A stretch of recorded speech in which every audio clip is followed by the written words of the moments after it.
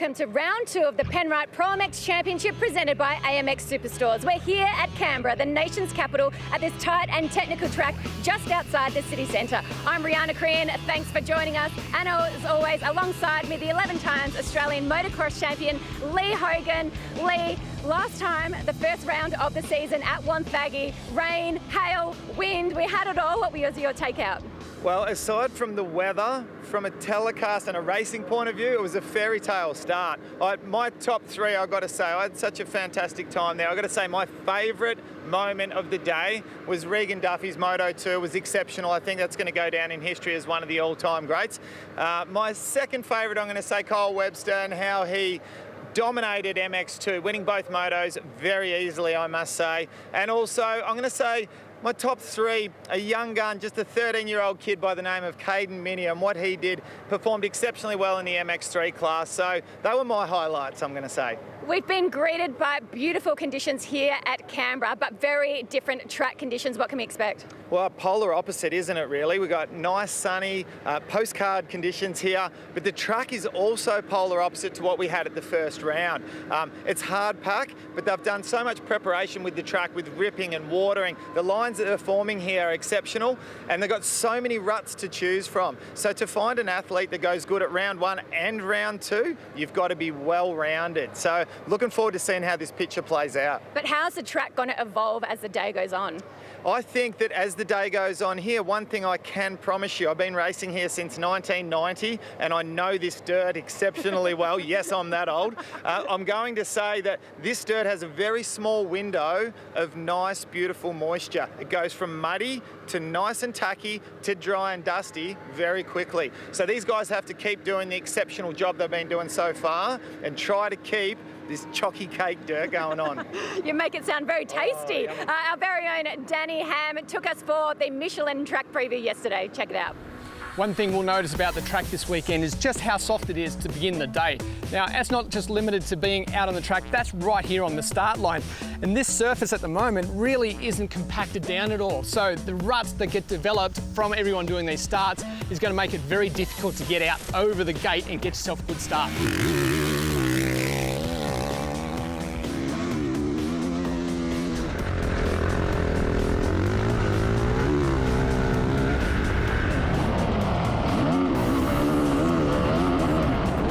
Right here you can see just how quickly these ruts have developed. We've got line on here, and this is what we're going to see all day long. New lines developed by 40 riders getting around the track at the same time. There's going to be plenty of options to pass out there.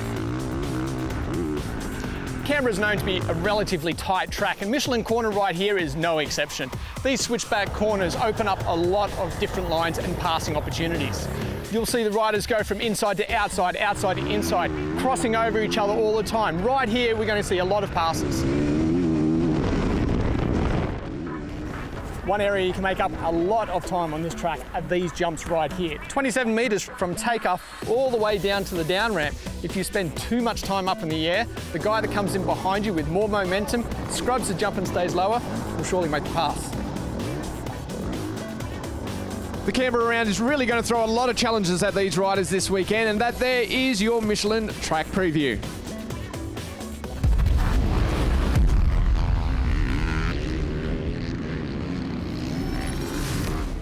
Motocross in Australia is steeped in history, and we are so lucky to have some of the legends of the sport still involved. A man that needs no introduction in this paddock, 3 times Mr. Motocross, 3 times Australian champion, Anthony Gunter. Just tell me about the era, the 70s and 80s, the heyday when you guys were racing.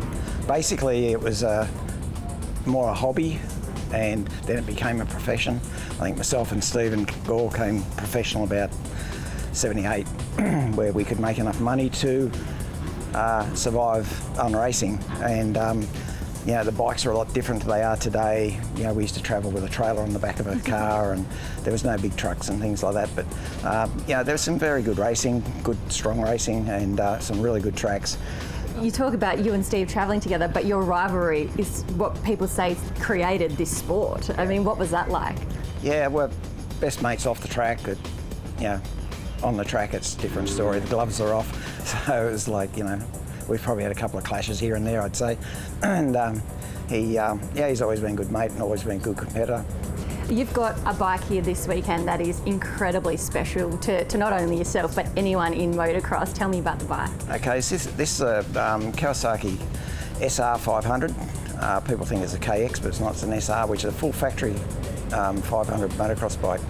And not only that bike being so special, but that championship 1981 that you won, and Peter Doyle, our Motorcycling Australia CEO, was working on. He was on the spanners. He was our mechanic. Yeah, he was one of our mechanics, and it's ironic. It's 40 years ago this year that I won the Australian Motocross Championship on that in Tasmania at Simmons Plains. And to be honest, the weather was something like what Wonthaggi was. So very unpleasant. Very wet, very cold, and very wet. And just talk to me about the era of motocross now. You know, we're back racing. We're back as a really strong national championship.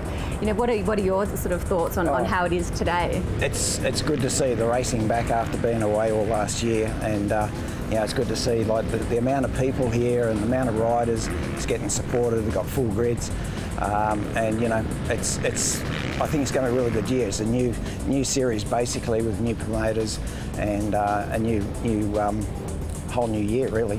So we're currently sitting in the KTM garage. Regan Duffy, obviously one of the young guys that's going to be probably a star of the future. How do you compare the riders today to you guys back in the 70s and 80s?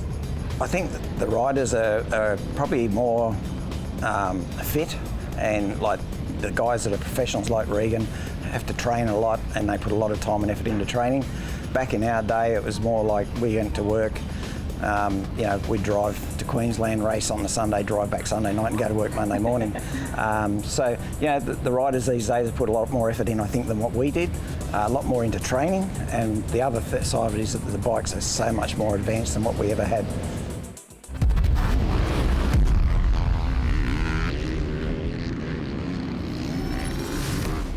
Let's have a look at the lineup for the Thor MX1 Moto 1 category. Luke Klaus, Todd Waters, names don't get bigger than this in Australia. Kirk Gibbs, Regan Duffy, the young gun, Aaron Tanti, Hayden Melrose, Brett Metcalf, Matt Moss there, and then of course we've got Max Purvis and Jai Walker.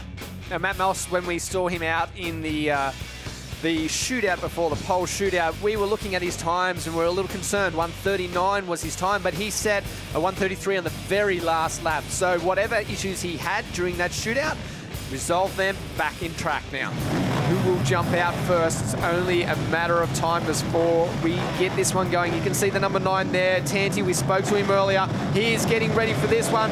As the board is now sideways, we are getting set for the start of this one. The gates go down. Who will launch out for Moto number 1 at Canberra? Oh, great jump through the middle. It looked like one of the CDR Yamaha riders had drifted a little bit wide there. I believe that could be Clout. Clout is on a mission, ladies and gentlemen. The number 4 CDR Monster Energy Yamaha is at the head of the pack, and he's got Brett Metcalf in second, Todd Waters in third. A lot of the big hitters right up there. There was another one. That looks to be Regan Duffy with a much better start than what I've seen over the last couple of races at Wonthaggi from him, but he needs to have some track speed. Pass for the lead already. Metcalf now straight into first place. Wow. So either a small mistake or Metcalf wants to get out and get this one done. I was speaking with his mechanics And Todd Waters has already dropped back to 5th or 6th place. Yeah, I was speaking with Metcalf's mechanic yesterday and said, look, he is looking so much better and more comfortable going into this race. Look at that, side by side. Clout now right on the side of Metcalf. Will he push it back up the inside? Metcalf wants to make it back. Wow, a power move right there by Clout. He got past that lap and wanted to get straight back into the lead. He would not have liked that at all. Now what we saw there was Brett Metcalf could have potentially made a pass up the inside, but you do not want to go down on lap 1 as we see Gibbsy make a pass up the inside there. Todd Waters continues to get shuffled back a little bit. Hey, one person I want to give a shout out to, Dylan Wood right there on the 62, full privateer, drove down Friday night. He didn't get here till nearly midnight, got himself up there to a great start. If he can just tag onto the back wheel of these guys, learn some speed, see what they're doing, he could be up for a great result. All right, we've just been given the word. The Whole Shot Award brought to you by 100% goes to Luke Clout, and it was It looked like an easy half to a full bike length there. You could clearly see in the exit of that turn. So a great hole shot, swiftly passed by Brett Metcalf, and then returns the favour. So Luke Clout finds himself back in the lead again. Jaden Riker's on the number 3 machine there as we see the good battle here. 3rd and 4th, Gibbsy and Waters. 2 of the veterans of the sport as Waters right on the edge of the track is still trying to make that pass, but Gibbsy looks good at the moment, doesn't he? He's really putting in at this part of the race. Well, that was an interesting line there. He goes exceptionally wide to try to miss some of the bumps, but I tell you, Todd Waters made up quite a little bit of time. If he does that the following lap and Todd Waters is a little bit closer, you're going to need to protect himself, that's for sure. Oh, look at this battle here between Hayden Melrose and Duffy. That was so tight going under them jumps. Oh, nice line there by Duffy, just looking for something a little bit different. Very creative line. That's either, I don't know whether we call it a New Zealand line or a Western Australian line. Oh, side to side from Regan Duffy there. He's trying everything he can. These guys are having a sensational little battle going on, but while this is happening, the leaders are starting to stretch their lead out. Yeah, let's talk about 3rd, 4th and 5th right now. I just caught a glimpse of it. Gibbsy is really putting that pressure on, and he's close right onto the back wheel of his teammates. Yeah, and Waters makes a mistake right there. Our heavy hitters are all up front. This is the battle right here, and we've got Duffy as well jumping into it. Metcalf, another mistake. This is where it's at the moment. Okay, so Kirk Gibbs has caught fire at the moment, and I haven't seen this kind of form from him in a heck of a long time, I tell you. I thought Brett Metcalf was going to be the one. It just looks like Gibbsy is just cruising around at the moment, and when he's in this kind of form, that's dangerous for everyone. Oh. Tanti has also jumped in the mix back there with Melrose. This is a great battle right now. We need to just continue on this one. Another mistake there by Metcalf. I think that's the problem at the moment. Metcalf is just making these tiny little mistakes that allowed everyone to close back into him. But in saying that, if we look at the front, Cloud hasn't cleared out that much. These guys behind them are actually running at a very fast pace, and the fastest out there, that last lap around, was Cloud, but also Hayden Melrose with a 37. As these Honda riders still battling it out, trying to find so many lines. Gibbsy once again back into 2nd place, and Brett Metcalf. These guys are so close. You could throw a very small blanket over them. And like you said, that has allowed Todd Waters to latch right onto the back here. Hayden Melrose, good pace. He's sticking with these guys. We've got a yellow flag and a red cross flag out. Who has gone down? Someone's gone down, and in a big way.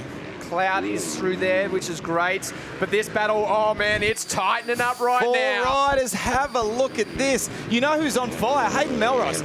He has just stretched out from Regan Duffy, and he is all over the back of these guys. He wants to get into 2nd place and try to reel in his teammate. This is good. Waters now moves up into 3rd place.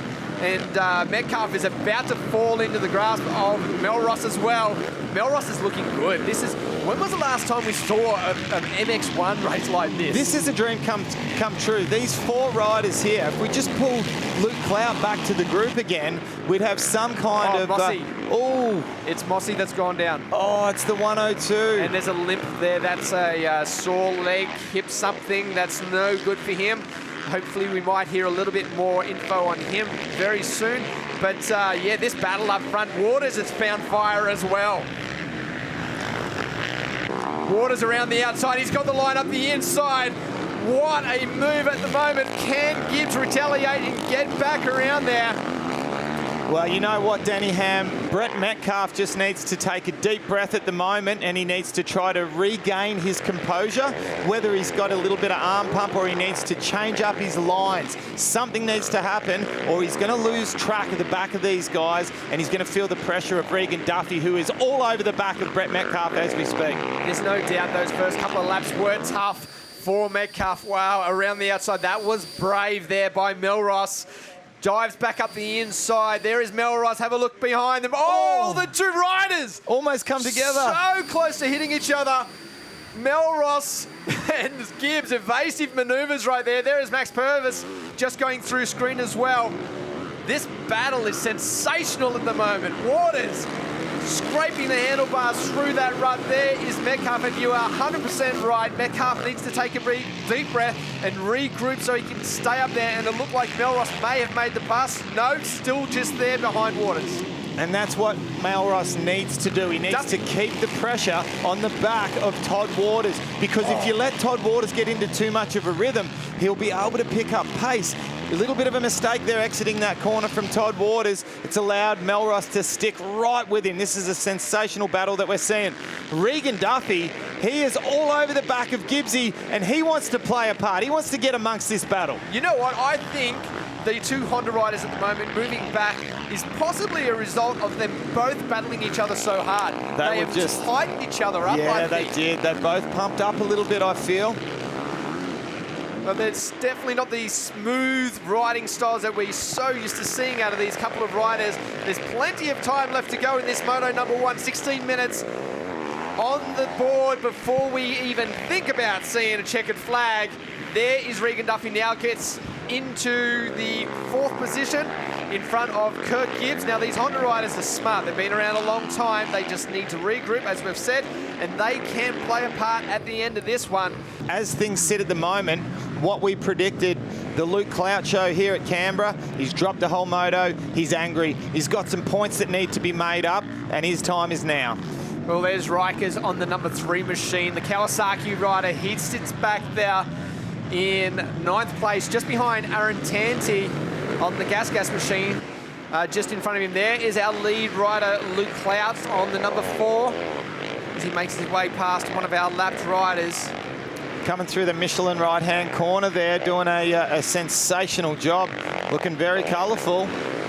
And he doesn't even look like he's trying, does he? The bike's set up exceptionally well. I like that tabletop there, how the gun riders, they've got a line off the far left-hand side of the track where they're basically taking off almost halfway up the takeoff ramp. So they're only going, oh God, 2 or 3 metres lower than what the other people are that are jumping up the full normal takeoff ramp. So it's, we won't call it it's certainly not a cheater line, it's a smart line.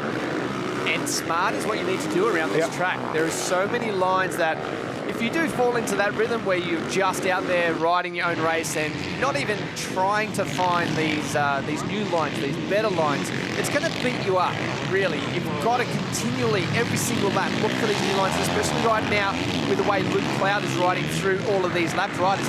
You know, you're fighting lines that you didn't even know existed because he has to get around these lap riders. Big moment right there, just trying to get past. Does he have his tear-offs ripped off? I just thought I saw something shaking off his goggles right there, almost like he ripped all his tear-offs off. But I don't think so. Just an image I saw that was correct by the looks of it. Now, just as we look nice and closely at this track, we can see it's starting to deteriorate. Not so much in this part where we are right here. It looks beautiful right here. But only 20, 30 seconds ago, we're seeing the kind of conditions that I expect to see from this Canberra track and that we'll see as the day progresses. It looks so beautiful when you got to get out there and ride and do the track lap here on your bike, Hammy. However, that doesn't last very long here. This track starts to get beat down. It gets rocky, it gets so many different lines. The roost, as you mentioned, hurts so much. But when you throw in the mix all these ruts around the place, what a technical track to try to negotiate your way around. We need to point out that Todd Waters now is having a very lonely race because we have lost Hayden Melrose off the back of him. I'm not sure what's happened there, but he has now fallen back into 4th place at the moment. You can see it on the scoreboard on the left there, the Thor leaderboard. Melrose back in 4th, and Duffy has moved himself up into 3rd place. So at some stage through that crazy battle that we had earlier on in this one, a mistake has probably been made by Melrose. He has dropped back a little bit. Let's hope we can find his form again. Last shot we saw, Todd Waters right there at the bottom of your screen. Duffy now in sight. He is on a charge. He just looked over and saw where Waters was last lap around. Duffy was almost a full second faster than Waters. Waters had that gap, but I tell you, he cannot relax right now. Not with Duffy, the way he's charging on. 3 minutes left to go. So essentially there is 3, maybe 4 laps. I'm going to say 4. 4 laps in this one, yep. Yeah, because plus a lap. 3 maybe 4, depending on when the leader comes around. A 3-second 4-second separation. Wow, at this pace, it would be down to the last lap. It's a long shot, but Duffy does have the chance. He does, and look, it's going to depend on that the energy levels, I guess, coming into these latter stages of the race. You don't know who's feeling it. If you could get inside the riders' helmets, we can see, watching closely at the moment to Todd Waters, his lines don't seem to be beautifully coming together, shall we say. And when we had a quick look before from Regan Duffy, it looked like he was just on rails. However, when you're letting it all hang out like that, sometimes you can make a little bit of a mistake. But you're prepared to do that in these closing stages of a race, just to give it a shot and see if you have a chance. And no problem whatsoever for Luke Clout, though. Continues to hold down that lead at 11.9, so basically let's call that 12 seconds.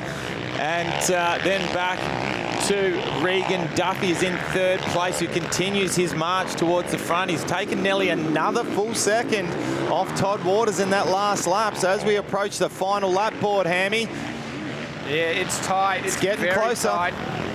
39.7 last lap around for Waters, 39.4 for Duffy, 39.2 for both Melrose and Gibbs. Gibbs found some speed at the end of this one as well, but all too late, I feel.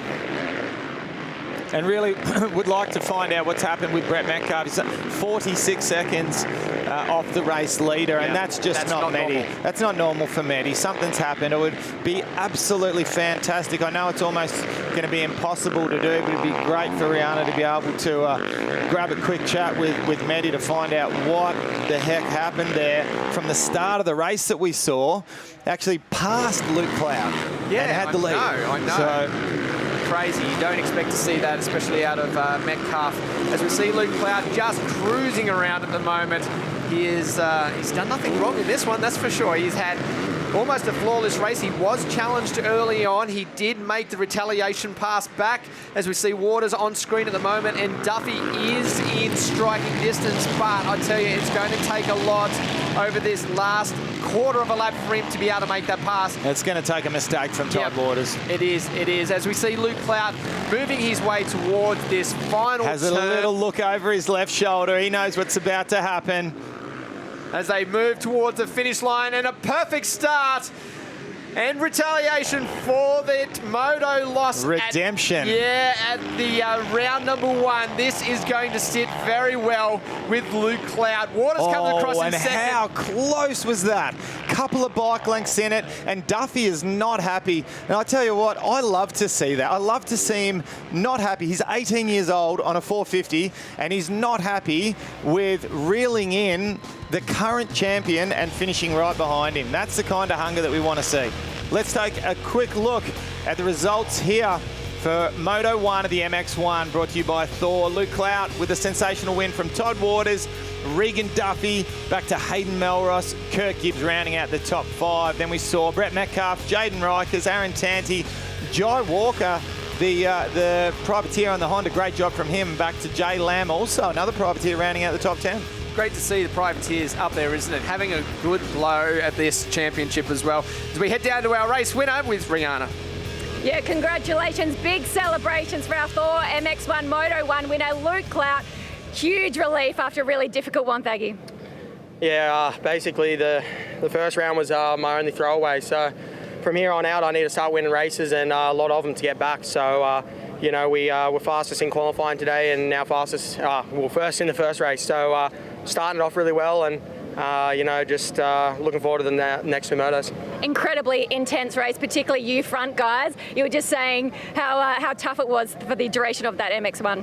Yeah, look, I put a little bit of a sprint on at the start and got myself a bit of a gap, and kind of rode comfortable at that point. And then, yeah, my mechanic put on the pit board saying halfway, and it felt like we'd already done a million laps. So yeah, that last 15 minutes was pretty long, but I had some really good lines. I started adjusting some lines and, you know, finding some new ones, and I think that really helped me. I calmed it down a little bit and, you know, backed it down to probably 80% and, you know, just brought it home. So the next two races are obviously going to be a little bit different to that. It's going to be intense, so I'm looking forward to it. Enjoy this moment. We wish you all the best for this afternoon. Congratulations, Luke Clout. Thank you.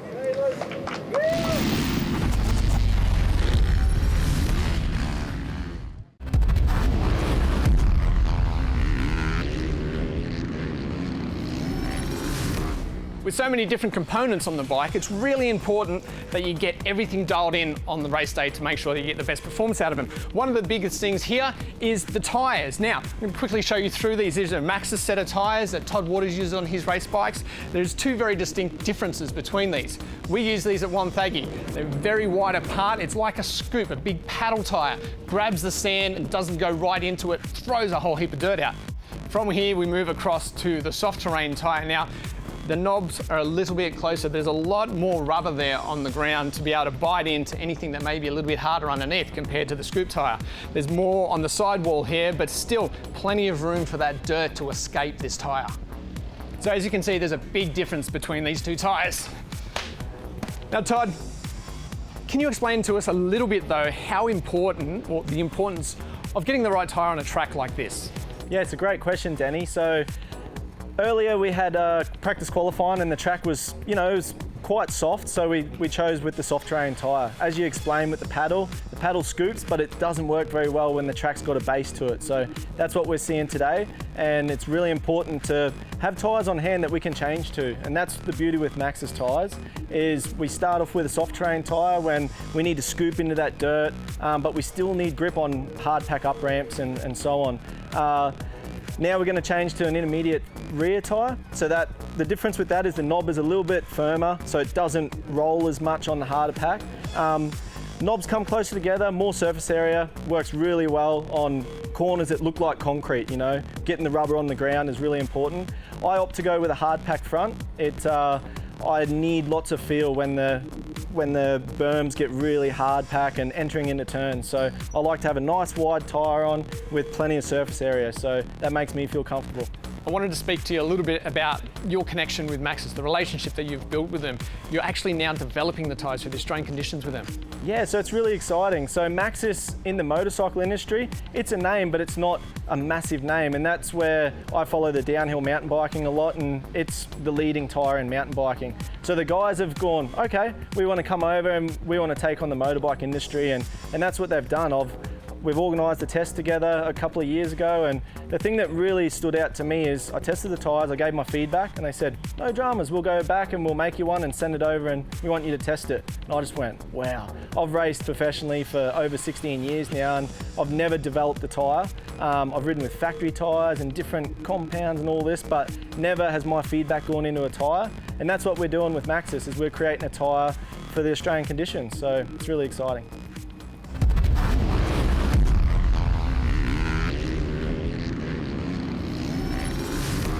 We are set to do the first of our two back-to-back races for the Thor MX1 class.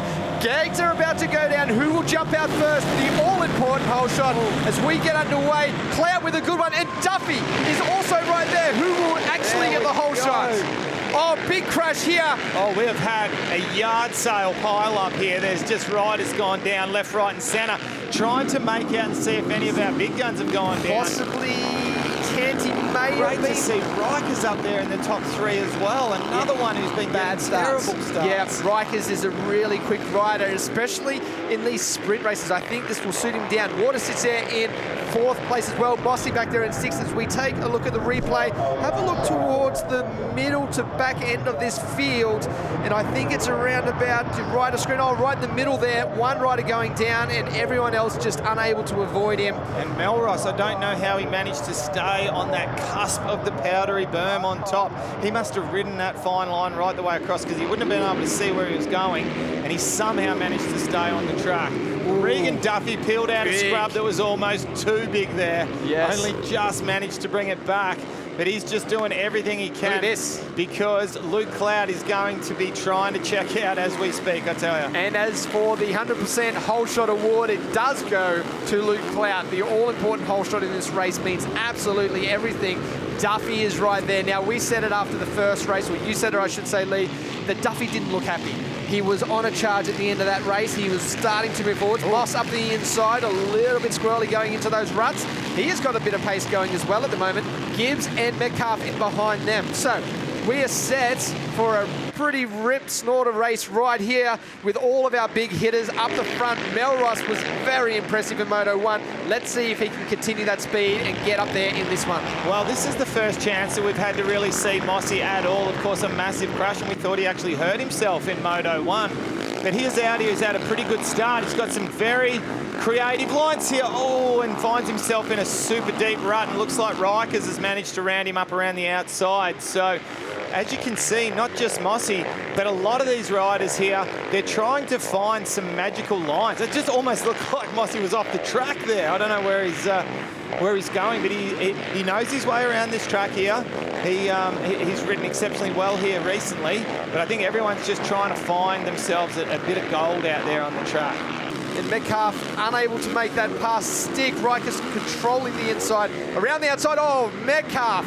Big back wheel loose going into that berm. Yeah, and he had to have some evasive action to not get Rikers to run into his front wheel there. That was super close, but he's managed to round him up straight away and get back into that position.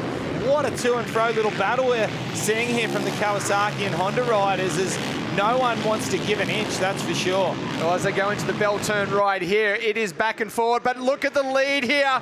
Clout now has some company in Regan Duffy. Now, Regan was so dominant down there at Wonthaggi round 1. I know that going into this one, there is a little bit of skepticism about how Regan Duffy would go in the harder conditions rather than the nice soft sand that he's used to. And right now, he is answering the call. Right on the back wheel, the Clout. Can he do it?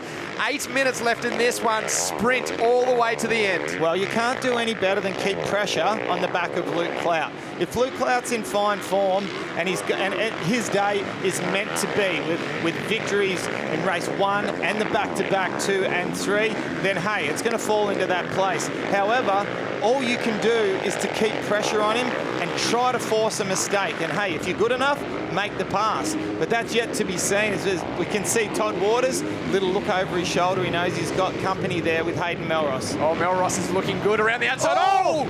The two riders come together. Waters was planning on blocking that line, but had no idea on the momentum that Melrose had around the outside. That was a brave move. Wow, that could have ended up so much worse than what it did. Well, how's the lap time, sir? If we go back for a look at this, keep an eye on Melrose. The 45 machine sets him up, switches to the outside, grabs a tear off, gets a clean vision, stays so much lower over this. Waters thought he was going to the outside, had no idea that he was right there. That was a good move, but wow. And look at how Regan Duffy is starting to come on. This line didn't work last time, very deep, but it is still right there. And I tell you, he worked that time. He came one rut out further, Hammy. That far inside one was a little deep. He took one, and he's got a good inside one here as well. This is the difference. Right now, Clout has to race his own race. He knows the lines that are working for him at the moment, but it doesn't really give him any chance to explore the rest of the track as we see the front wheel dancing all over the place, trying to do some kind of fancy ballerina dance all over the place. Mistake from Clout and a big head tilt there. And he's looked, he's rattled, he's in his head, he's had a look to the left, he's had a look to the right. Why did Duffy, though, not take a little advantage of it? We must not have caught on camera. He went around the outside of that right-hander, which earlier in the day was good. It was like a flat speedway turn. We spoke about it in earlier races. However, in that one, he almost had to just keep hopping up onto tabletops. It was that rough around the outside. I think Duffy needs to change up that line there. And even if he is prepared to take a little bit of roost, hop in behind Clout in that inside rut and just at least stick with him and try to make a move in the next section. 3.5 minutes left in this. We have got 3 to 4 laps in this one before we see a checkered flag. So it is a lot of time still left on the track, but really compared to those big long motos, it's almost done. Wow. Yeah, and it's a super fast one. And as we mentioned, how important the big mistake from Regan Duffy, and he's dropped right off the back of Luke Clout. So not quite sure what happened there, but it seemed to be in that right-hander, his nemesis corner, shall we say. But a little bit of a look over the right-hand shoulder from Luke Clout, and he would know well and truly that he's got himself a good 4 or 5 second gap now over Regan Duffy. We can't emphasise enough the importance of the start in these shorter races. And sure enough, first and second out of the gate. They happen to be the ones that were battling. It's just too hard to make your way through the field. Hayden Melrose back there in third place made the pass on Todd Waters.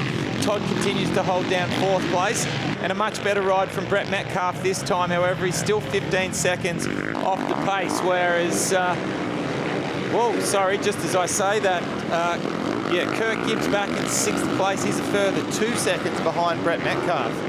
Sometimes when you, as a rider, there's just tracks that don't gel with you.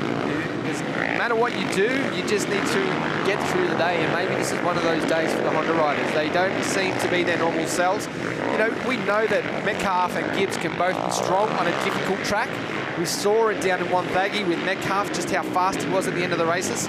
So for him to be back that far, it's uncharacteristic, and I don't think it's something that we'll usually see out of him. You know what could be dangerous for the rest of the competitors here is I did not think this was a Regan Duffy track. I thought out of everyone, you know, if you pick someone that's just, okay, Wonthaggi, Manjimup, any of the deep sandy stuff, you get to this rock hard type of stuff. I did not pick Duffy to have this kind of form, to come from nowhere in the first one up to third, and to be pressuring Cloud to quite have possibly made that pass, and to be sitting solidly in second place. That's super impressive for the Western Australian. 39 lap times now is what we're seeing.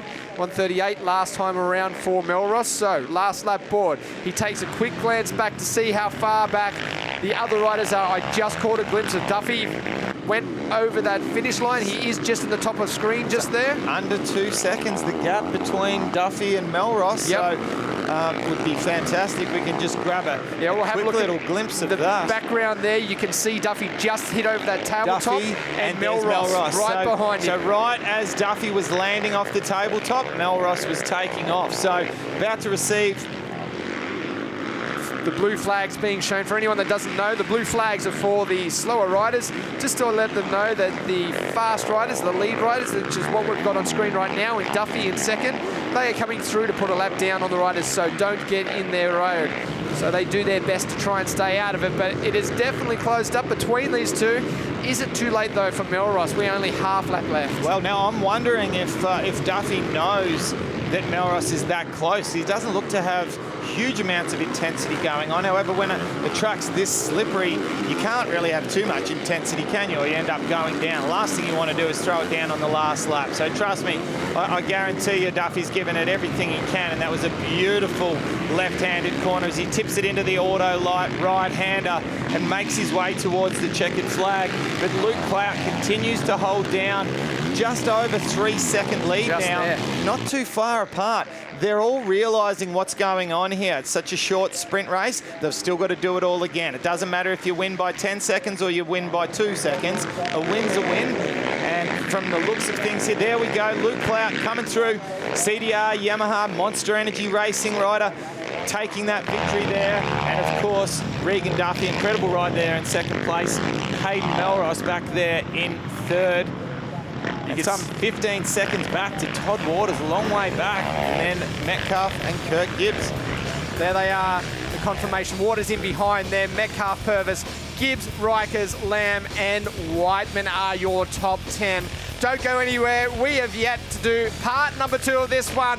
Plenty more to come.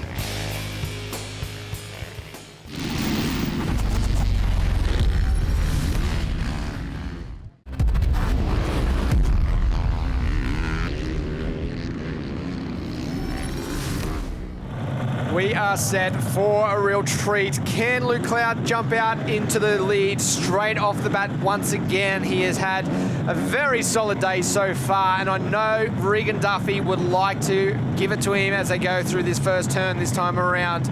Only 15 seconds till we get underway. 5 second board goes up. We are set for the last race of the day. The Thor MX1 is about to get underway. Part 2. Who will get this whole shot? Luke Clout started right next to that. It's not going to be Luke Clout. I believe that's Regan Duffy up the inside, but it looked to be another KTM. Or is it a Honda? It's Kirk Gibbs.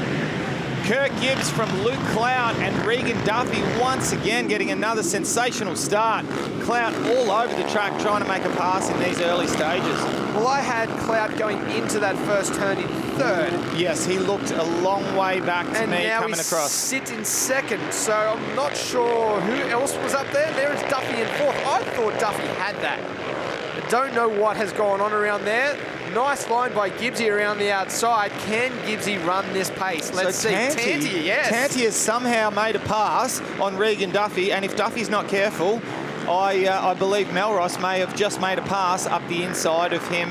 As we have another look over here, we'll be able to... yes, he has. So Duffy has gone from battling for the whole shot to back to, what, fifth, I believe now? That the intensity isn't there off that start. It was almost like he got caught unawares. Something we didn't see has happened. There's no way you could be in that position and then drop that far back just straight off the bat like that. So interesting to see what happens out of it. But at the moment, Kurt Gibbs does lead this one on the Honda. Bike number 5 in front of Luke Cloud on the Yamaha. 9, Tanti, after such a bad start and a bad second moto, he sits there in third with Melrose right behind him. There is Waters around the outside. Metcalf. Metcalf just didn't get the start that he needed to try to get dragged along with... off the side of the track was Melrose, and that's opened it up for Duffy to possibly try to... Yes, he has. So Duffy has been able to sneak back through there, and now he needs to rebound and try to get past Tanti, because whatever happened in that first half of the lap's just taken him by surprise. That was a big moment there by Melrose going into that turn.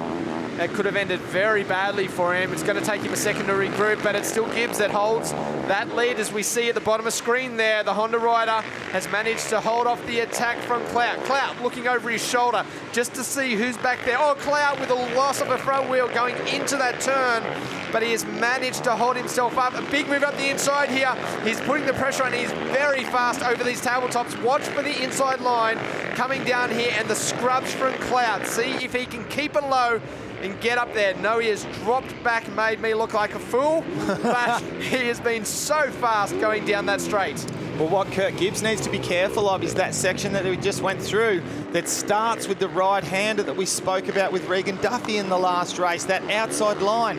You lose a lot of time now. Now, Gibbsy somehow managed to not get past there that lap, but if he does it again, it's going to leave himself open for Clout. But yeah, Regan Duffy, that first half of the lap could have cost him any chance that he had of potentially trying to get up there in the mix and ruining a good overall finish. He still has enough time to... He's in third place here, let's be honest. And he's only 5 seconds back, but we've only got 7 minutes to go in this race. Maybe we're mistaken at where we thought Duffy was going through that first turn. I don't know, it just seems so strange that he went that far back so quick. We know how fast he is. He's throwing down some quick lap times, 36, 37s, 36 that time around for Clout, 37 was for Gibbs. So Clout is not given up by any means. Yeah, well, if we did have a replay, because they haven't announced the whole shot winner for this one, if they did have whole shot footage, it would be great, because I'm almost certain that we saw him up there. I thought so too. Regan Duffy right next to, and we couldn't tell if it was a Honda or a KTM. It ended up it was a Honda. Here's this line. Gibbsy, he's trying to find a bit of middle ground. He didn't go quite as wide in the first part there, but he did in the second part. So he needs to be careful, because there's a couple of parts of the track where he's got some outsides. But Luke Clout, if he gets a bee in his bonnet, he might want to throw it up the inside. Yes, very much will do that. As we see him right on the back wheel here. He's just taking his time, isn't he? Playing the game at the moment, just working the back of Gibbs, making him feel all of that Yamaha pressure being applied to him on his back wheel at the moment, around the outside, never sitting in the same line as Gibbs. You see that every time he's in a different line, looking for a square up here maybe, up to the inside. Is this a better line right here for Clout? Oh, Gibbs. The door is being left open all over the place here, and just Gibbsy just needs to be a little bit careful.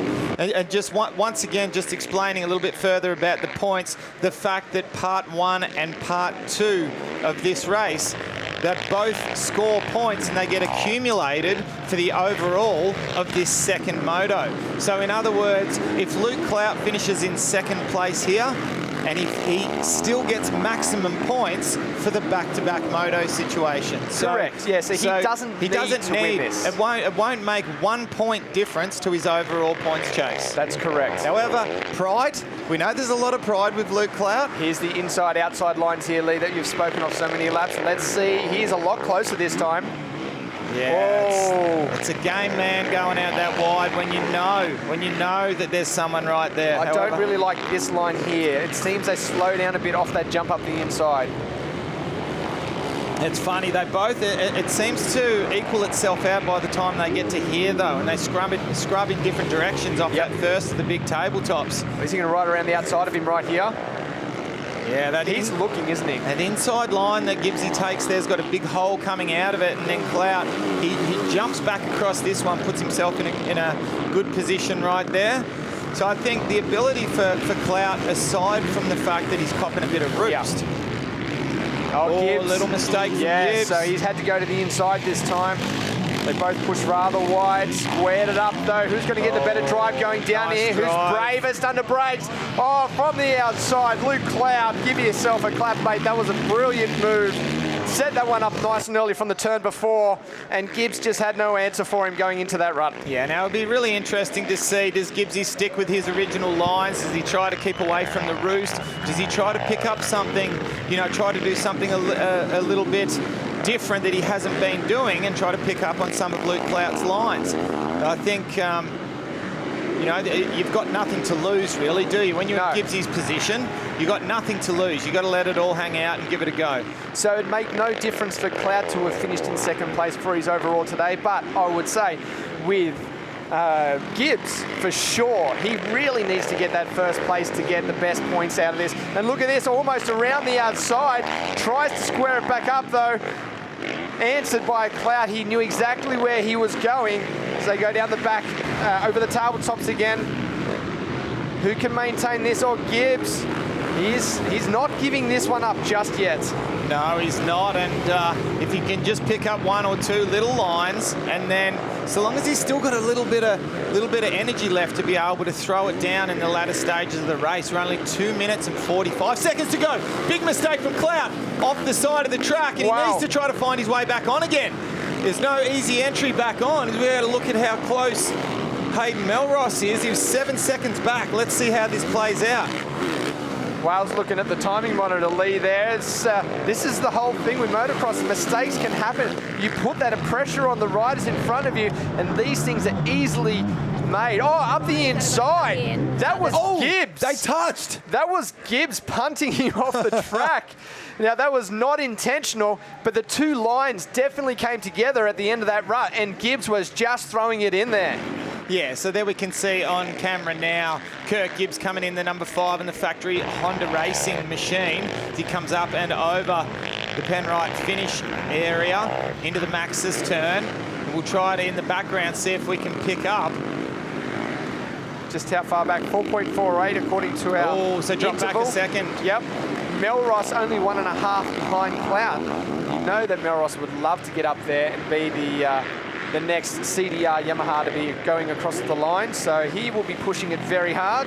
Yeah, so there we can see Luke Clout, Hayden Melrose. Right behind him. And there we see Regan Duffy. So they're all very close, close enough where if something goes wrong to capitalise on it, but certainly Luke Clout and Melrose are very much in a battle. Now what's happened here, and we'll try to pick up who's gone down, and who was that just jumped under the red cross flag? I missed it, honestly. There's Todd Waters going over as well. But we are on our final lap, so this one is almost closed out for our race leader, who is on screen, the Honda rider of Kirk Gibbs, bike number 5. What a second part 2 moto that he has had to be up there in this position and exactly where we expect him to be. Yeah, he's done an exceptional job. There we saw Luke Clout coming in to screen very quickly, and whether that's because he's trying to track down Gibbsy or whether it's because he's trying to hold off a hard-charging Melrose, or a combination of both of them, I'm sure. But we'll see both of them Melrose coming in right just now. In the background, Gibbs mistake and a near crash. They're just trying to keep it so exciting for us here as it winds its way down and into the final corner. checkered flag out, and what a win. Kirk Gibbs must be over the moon, and Luke Clout. Let's keep our eyes, let's keep the camera on these three as they come down. Is there any fireworks? Anything to say? Yeah, it'd be interesting to see. There we go. Yep, there we go. Oh, there's a little shake of the head.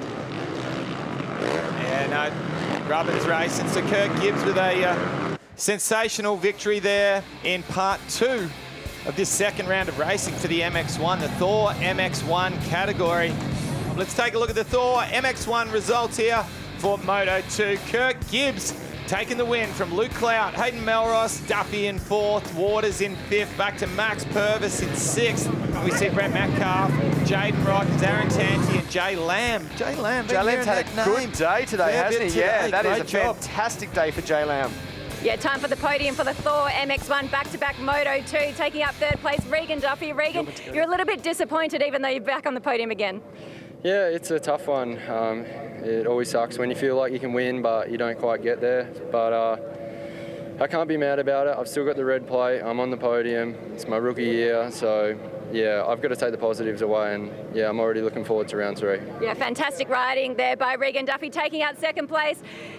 On the Yamaha is Hayden Melrose. Hayden, we had a chat to you in between the motos. You were feeling really good and the bike was really strong. Yeah, nah, for sure. Man, I didn't know what to expect today. I had a great weekend last weekend at the South Australian State Titles, and I was feeling good. Bike's been unbelievable today, and I just was believing in myself. I knew I can do it. It's been a long, long time between drinks, especially with COVID, and to finally be back up here after a knee reconstruction, a shoulder reconstruction, and to be second, look, I'm ecstatic. It's onwards and upwards from here, and the whole team's behind me. I've got a great support group and I believe in myself, so bring it on. Yeah, fantastic. Enjoy the celebrations for this one, and taking out the victory for the back-to-back moto once again, Luke Clout. Luke, fantastic way to come back after a really tough Wonthaggi. Yeah, it was definitely well needed because I couldn't afford many more of those Wonthaggi rounds, so we had to come out and make some points. So near a perfect day. Well, it actually was. Yeah, we went fastest in Super Bowl and won motor scores. So just a massive hats off to the whole team. Obviously we left round 1 a little bit upset, but we all went home and we all worked, and we didn't let it bring us down. We all come back stronger, and it's a big team effort. My brother, everyone that's involved, girlfriend, mum, everyone that's involved, I really appreciate it, and I'm looking forward to racing again because I want to get this red plate back and make this championship hard for the boys. Yeah, we absolutely can't wait. Congratulations to our Thor MX1 place getters, Regan Duffy, Hayden Melrose and Luke Clout. What a day we had here in Canberra as we take a quick look at the championship points. Regan Duffy on 85. He still maintains the lead over Todd Waters. Hayden Melrose has moved himself up. Luke Clout has minimised the damage. He's back there on 72. Kirk Gibbs, Brett Metcalf, Jaden Rikers, Joe Walker, Maximus Purvis and Jay Lamb rounds out the top 10. Well, we have plenty of action still to come in this year in the motocross industry. Next round for our MX is at Gilman, round 3, the Gilman Motocross track in South Australia. That's on May 30. Well, we're going to head it straight back down to Lee and Rihanna, and they're going to talk about the rest of this day. Lee and Rihanna, what a day of racing it's been. Yeah, thanks very much, Hammy. Lee Hogan joining me down here in the podium area. What are your takeouts for today? It's been pretty intense out there. Yeah, it was sensational. What more can we say? Luke Clout, redemption after round 1. It was great to see. You could see he was on a mission. The ball keeps rolling for Cole Webster. The dream season keeps rolling. Is it going to keep going at Gilman? We'll have to wait and see.